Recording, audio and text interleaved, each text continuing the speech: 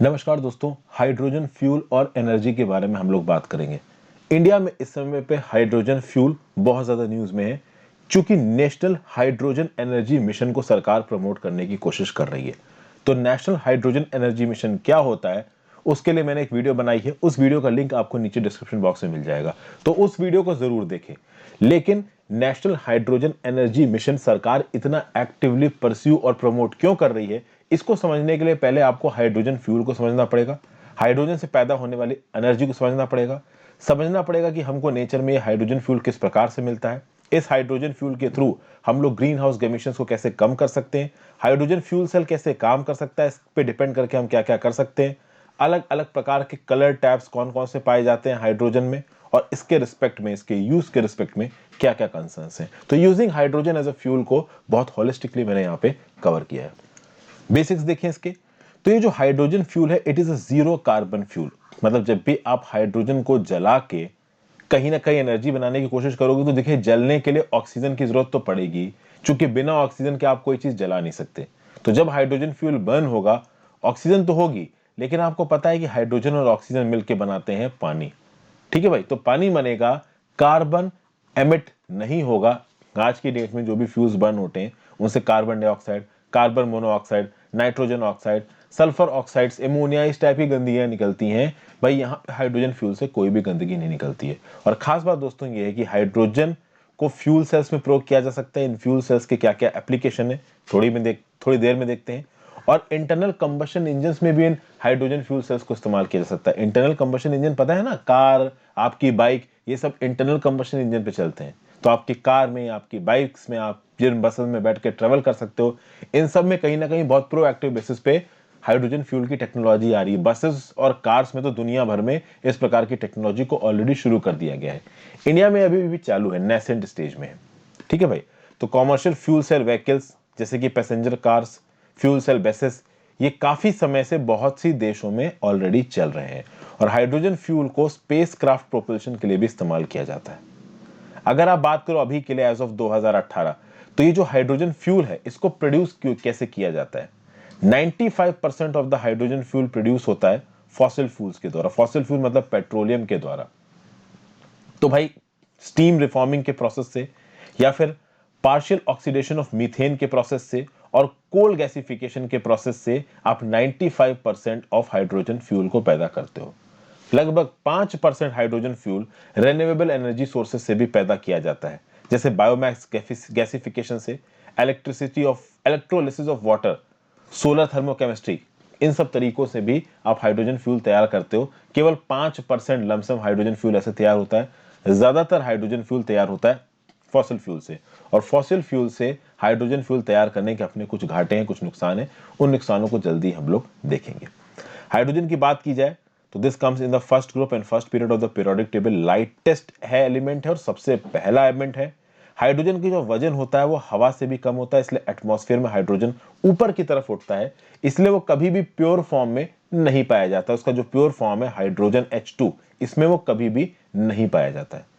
जब भी एक प्योर हाइड्रोजन गैस की फ्लेम को आप बर्न करोगे, तो अगर आप उसको प्योर ऑक्सीजन में बर्न करोगे तो केवल H2O बनेगा। लेकिन प्योर ऑक्सीजन पानी मुश्किल है, आप बर्न कहां करोगे, आप हवा में बर्न करोगे, एयर में बर्न करोगे।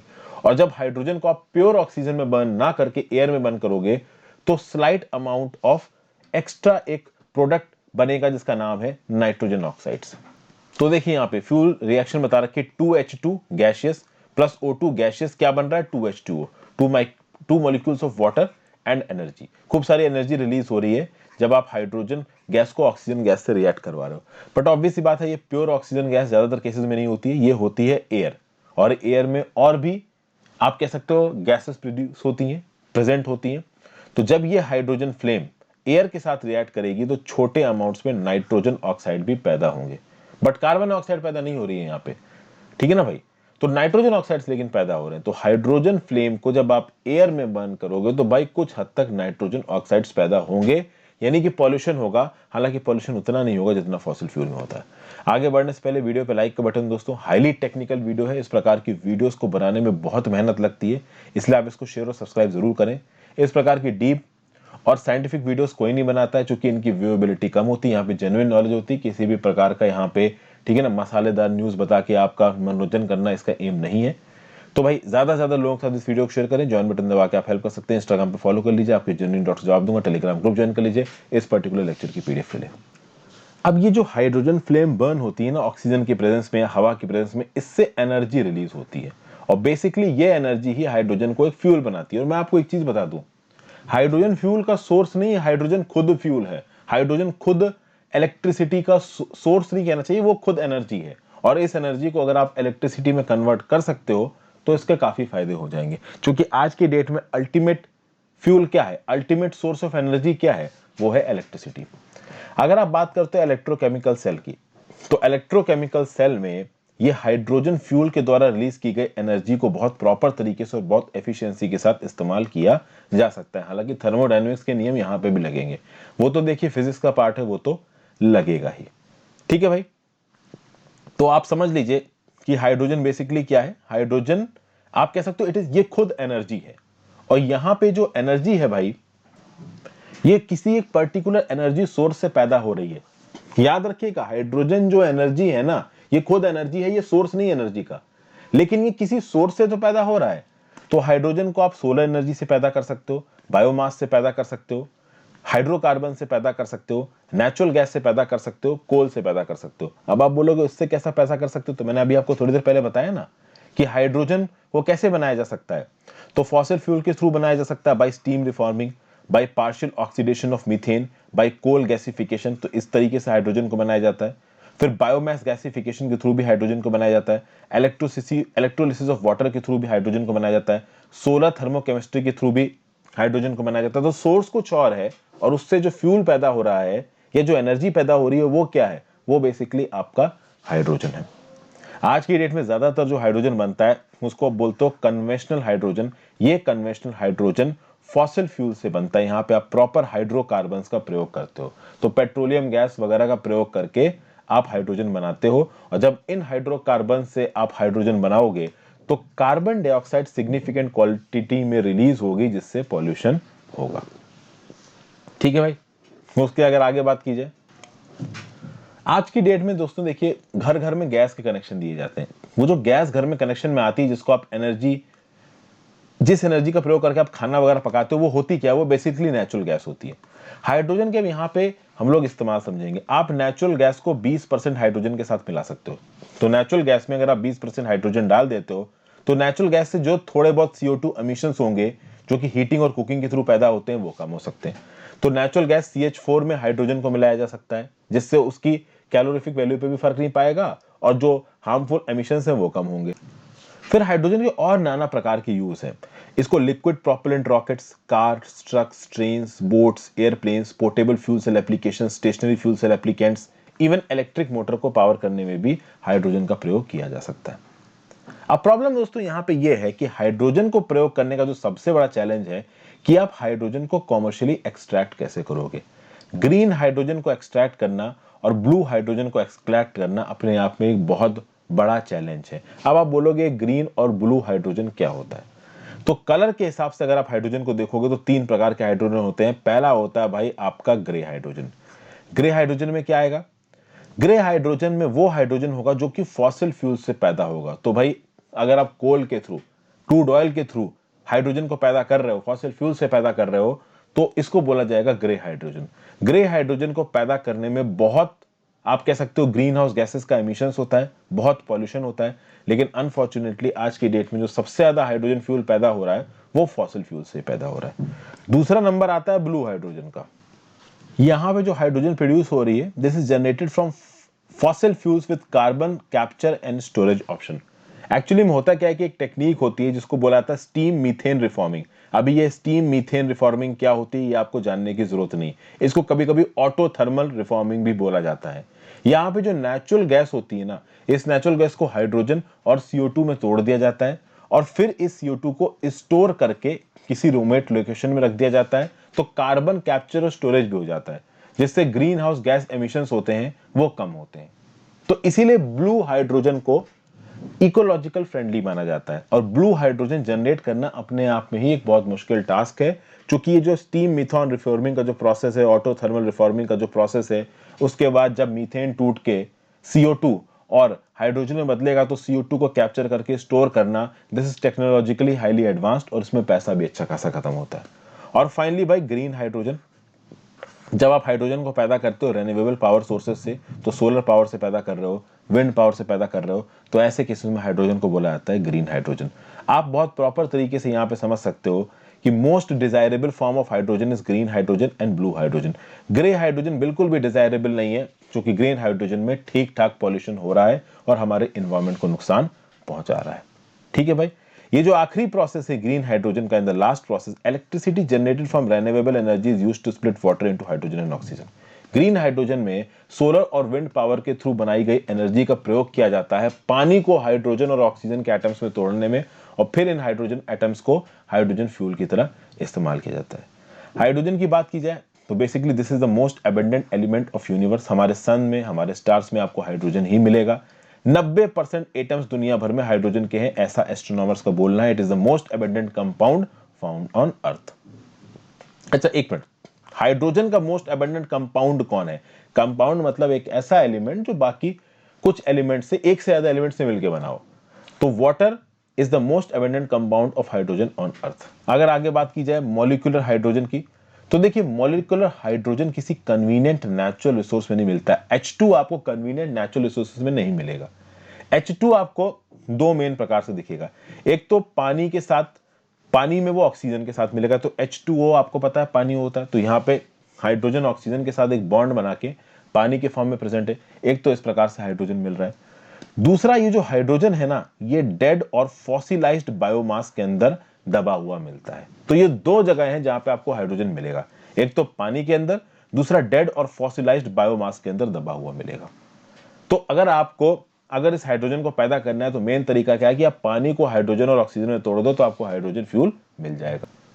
अब मान लो आप किसी ना किसी तरीके से करके हाइड्रोजन फ्यूल बना लेते हो, तो उसके बाद उसको फिजिकली स्टोर करना भी मुश्किल है। या तो आप उसको गैस की तरह स्टोर करोगे या लिक्विड की तरह स्टोर करोगे। गैस की तरह स्टोर करने में चैलेंजेस है, क्योंकि बहुत हाई प्रेशर के टैंक्स चाहिए, इन टैंक्स की क्वालिटी अच्छी होनी चाहिए, तो इसमें भी पैसा खत्म होता है।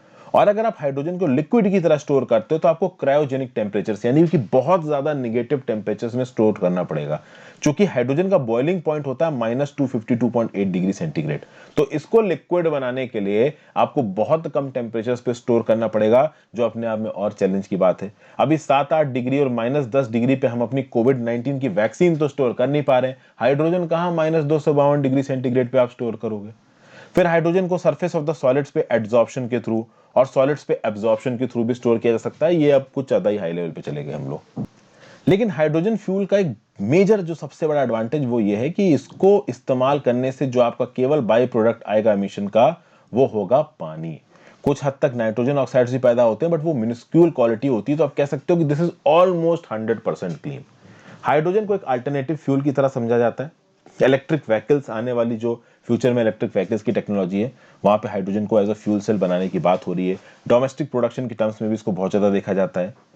अगर आप एक फ्यूल सेल को एक इलेक्ट्रिक मोटर के साथ मिला के काम करवाते हो, तो ये 2 से 3 गुना ज्यादा एफिशिएंट होगा एक इंटरनल कंबशन इंजन से, जो कि गैसोलीन पे काम कर रहा है। तो एक इंटरनल कंबशन इंजन जो गैसोलीन पे काम हो रहा है, इससे 2 से 3 गुना एफिशिएंट होगा एक हाइड्रोजन फ्यूल सेल जो कि इलेक्ट्रिक मोटर को चला रहा है। हाइड्रोजन को इंटरनल कंबशन इंजन में भी प्रयोग किया जा सकता है, और 1 किलोग्राम यानी 2.2 पाउंड्स ऑफ हाइड्रोजन गैस जितनी एनर्जी देगी, उतनी एनर्जी आपको 1 गैलन ऑफ गैसोलीन में मिलेगी। 1 गैलन होता है 6.2 पाउंड्स और 2.8 केजी। ये पाउंड्स वजन की यूनिट है, याद रखिएगा, करेंसी वाली यूनिट की यहां पे बात नहीं हो रही है। फिर जैसा कि मैंने आपको बताया, हाइड्रोजन खुद एक एनर्जी है, एनर्जी कैरियर है, this is not a source of energy. तो दूसरे सोर्सेस से, जैसे कि फॉसिल फ्यूल से, रिन्यूएबल एनर्जी से, इस फ्यूल हाइड्रोजन को पैदा किया जाता है। लेकिन हाइड्रोजन को आप सीधे सीधे इस्तेमाल नहीं कर सकते, आपको इसको इलेक्ट्रिसिटी में बदलना पड़ेगा थ्रू अ डिवाइस जिसको बोला जाता है फ्यूल सेल स्टैक। ये जो फ्यूल सेल स्टैक होता है, ये केमिकल एनर्जी को इलेक्ट्रिकल एनर्जी में कन्वर्ट करता है। तो हाइड्रोजन की एनर्जी को ये इलेक्ट्रिकल एनर्जी में कन्वर्ट करेगा using oxidising agents through an oxidation reduction reaction.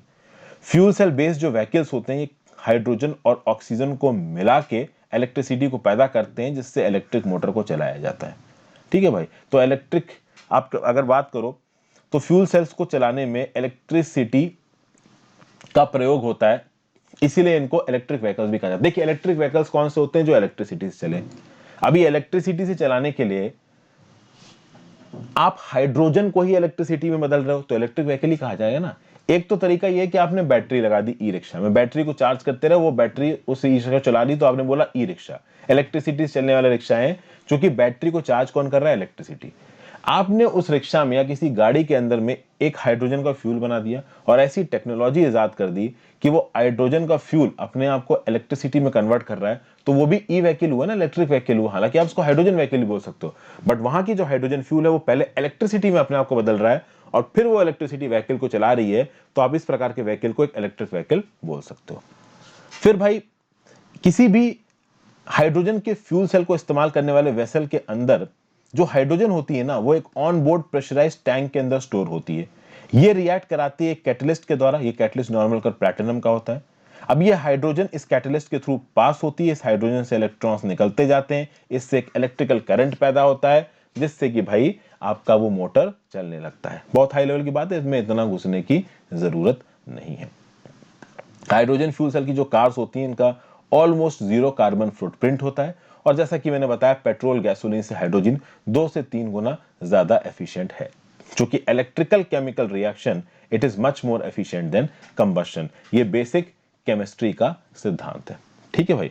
और ये जो करंट पैदा होता है, जो इलेक्ट्रिसिटी पैदा होती है हाइड्रोजन को इलेक्ट्रिसिटी में चेंज करने में, बेसिकली यही इलेक्ट्रिक मोटर को चलाती है। और यहाँ पे बाई प्रोडक्ट क्या है? पानी। कुछ हद तक नाइट्रोजन ऑक्साइड्स निकलते हैं, बट वो बहुत कम होते हैं। कन्वेंशनल सोर्सेज से जो गंदगी होती है, पॉल्यूशन होता है, उससे तो बहुत ही ज्यादा कम होते हैं। तो ये था पूरा एनालिसिस दोस्तों। ये चीजें तो मैंने यहाँ पे आपको समझा दी हैं।